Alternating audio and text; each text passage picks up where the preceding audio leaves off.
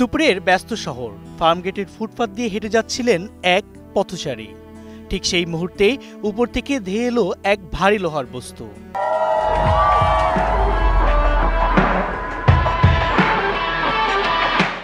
Metro লাইনের bearing pad. চোখের পলকে ঘটে গেল ট্র্যাজেডি। পথ চলতে চলতে যেন নেমে এলো যমদূতের থাবা। নিহত হলেন আবুল কালাম, একজন সাধারণ মানুষ, যিনি হয়তো অফিস বা কাজে যাচ্ছিলেন। ঘটনাটি রবিবার বেলা 12:30টার দিকের। এই ঘটনার পর মেট্রো রেল চলাচল বন্ধ রয়েছে। প্রত্যক্ষদর্শীরা জানান, এটি পড়ে মারা যাওয়ার পাশাপাশি ফুটপাতে একটি চায়ের দোকানও ক্ষতিগ্রস্ত হয়েছে। এর মতো পয়রা আইসা এখানে বাড়ি লাগলো, বাড়ি লাগার সাথে সাথে পয়রা গেল। শব্দটা মনে হচ্ছে যে আপনার কেউ বুঝি আপনার গ্রেনেড মারছে এরকম। আমরা এখানে চা খাইতেছিলাম, ওই লোকটা ওইখানে খারাপ ছিল। ওর উপরে থেকে কি যেন একটা পড়লো, পয়রা রাস্তায় পয়রা ওনার এখানে একটা লাগলো।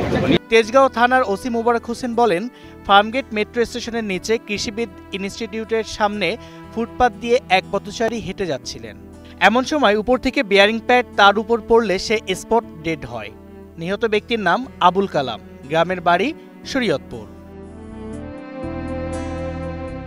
কম্পন প্রতিরোধের জন্য সেতু বা উড়াল সেতুকে ইলাস্ট্রোমেরিক বেয়ারিং প্যাড বসানো থাকে।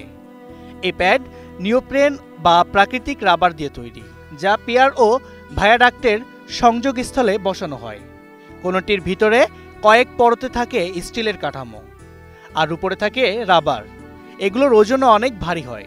সবচেয়ে মারাত্মক ব্যাপার হলো, 1 বছর আগে এমন ঘটনা ঘটার উপক্রম হয়েছিল। সে সময়ও আগারগাঁও মতিঝিল রুটে মেট্রো রেল চলাচল বন্ধ করে দেওয়া হয়েছিল। তখন দেশি বিদেশি কর্মীদের বিশাল এক দল তড়িঘড়ি করে বেয়ারিং প্যাড মেরামত করেছিলেন। এক একটি বেয়ারিং প্যাডের আয়ুষ্কাল 25 অথবা 30 বছর, অথচ নির্মাণের 2 বছরের মাথায় খুলে পড়ে মানুষ মরল। মেট্রো রেল এখন রাজধানীবাসীর গর্বের প্রতীক হলেও একটি দুর্ঘটনা প্রশ্ন তুলেছে এর রক্ষণাবেক্ষণ ও নিরাপত্তা ব্যবস্থাপনা নিয়ে। একটি বেয়ারিং প্যাডের ভারী আঘাতে হারিয়ে গেল এক সাধারণ মানুষের প্রাণ, যিনি হয়তো প্রতিদিনের মতোই হাঁটছিলেন নিজের জীবনের পথে।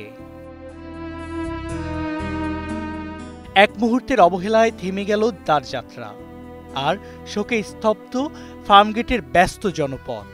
সাধারণ জনগণের প্রত্যাশা, এমন দুর্ঘটনা যেন আর কখনো না ঘটে, আর কারো জীবনের গল্প যেন থেমে না যায় শহরের কংক্রিটের নিচে। আবু সাইদ, 21 টেলিভিশন, ঢাকা।